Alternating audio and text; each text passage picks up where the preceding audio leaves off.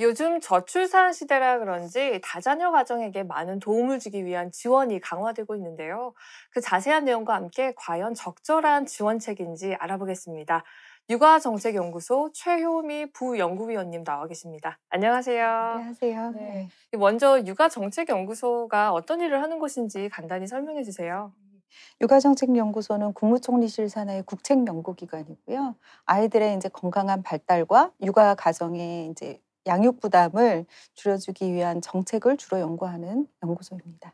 네, 그러면 이 다자녀 가정에서 볼 때 올해 새롭게 받을 수 있는 혜택 또는 지원 어떤 것들이 있을까요? 지금 자녀가 2명 이상인 경우에는 보육 서비스를 받을 때 우선권들을 받을 수 있게 되는 거하고, 그다음에 아이돌봄 서비스 같은 경우에도 우선 지원을 받을 수 있게 되었습니다.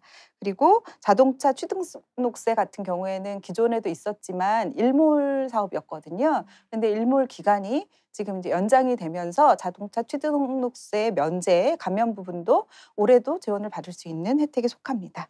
그리고 기차 같은 경우에도 할인이 확대되었습니다. 네. 올해부터는 다자녀 기준을 3 명에서 2 명으로 확대한다 이렇게 발표를 했었죠. 근데 사실 각종 지원이 별로 피부에 닿지 않는다. 이런 의견들도 상당히 많아요. 네. 어떻게 생각하시나요?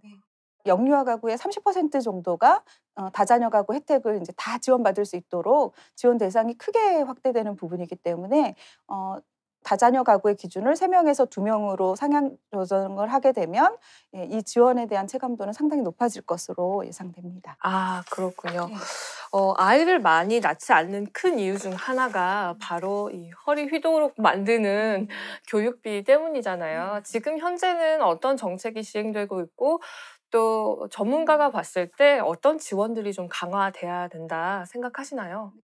다자녀 가구 입장에서 이제 교육비 관련된 부분은 지금 이제 영유아 가구들 같은 경우에는 모든 가구에 대한 무상 보육, 유아 교육이 실시가 되고 있고, 초등 학년기부터 중등 학년기까지는 또 교육이 의무 교육이다 보니까 사실 공교육에 있어서의 어떤 지원을 확대하는 부분들은 사실 다자녀 가구에 특정되어 있는 사업들이 아닙니다. 다만 이제 다자녀 가구 같은 경우에는 인제 취약계층으로 분류되는 사업으로 이렇게 뭐 방과 후 수업이라든가 이런 부분들에 있어서의 추가 지원, 그리고 보육 서비스에 있어서도 긴급 보육 돌봄이라든가 이런 부분의 추가 지원 등을 통해서 다자녀 가구의 육아 부담을 경감시킬 수 있을 것으로 보여집니다.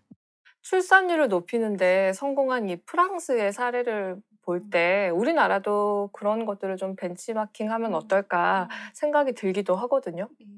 근데 프랑스와 우리나라는 인제 가족에 대한 어떤 다양성에 대한 포용성이 사회적 분위기가 다릅니다. 그래서 저희는 혼외 자녀라든가 이혼 가정, 한부모 가정에 대한 그 포용성이 좀 다르기 때문에 사실 프랑스 방식의 형태를 가지고 저희 나라의 인제 다자녀 지원 혜택을 구성하기는 좀 힘든 부분이 있습니다. 다만 인제 프랑스 사례에서 저희가 얻을 수 있는 시사점은 어 모든 지원 체계, 예를 들면 보육료 지원, 육아휴직, 그다음에 세제 혜택 이런 것들이 프랑스 같은 경우에는 자녀가 많을수록 할증이 되는 점증적 방식을 취하고 있습니다. 그래서 그런 부분들이 저희 인제 우리나라에서도 수당을 지급하거나 아니면 제도를 설계할 때 가구가 많은 가구에 쪼끔 더 혜택이 점증적으로 갈 수 있는 방향으로 제도를 설계해 나가는 데는 시사점을 줄 것으로 보여집니다. 아. 다자녀 가정 지원 정책이 또 어떤 방향으로 좀 흘러가야 할지 분석해 주세요. 네. 이 사회적 분위기에 있어서 이 다자녀를 수용할 수 있는 사회적 분위기도 굉장히 중요한데요.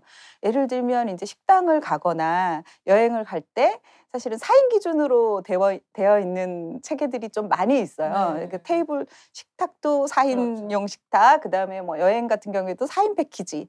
그러다 보니까 이제 5인 자녀가 3명 이상인 5인 가구 같은 경우에는 상당히 인제 어려움을 겪게 되는 경우들이 많습니다. 이처럼 약간 다자녀 가구 같은 경우에는 이 사회적으로 좀 수용될 수 있는 체감도가 높은 그런 분위기의 형성과 지원들이 좀 갖춰질 필요가 있다라고 보여집니다.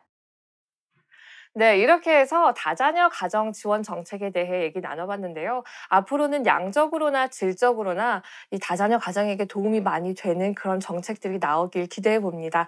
정책 인터뷰 여기서 마치겠습니다. 오늘 말씀 고맙습니다. 감사합니다.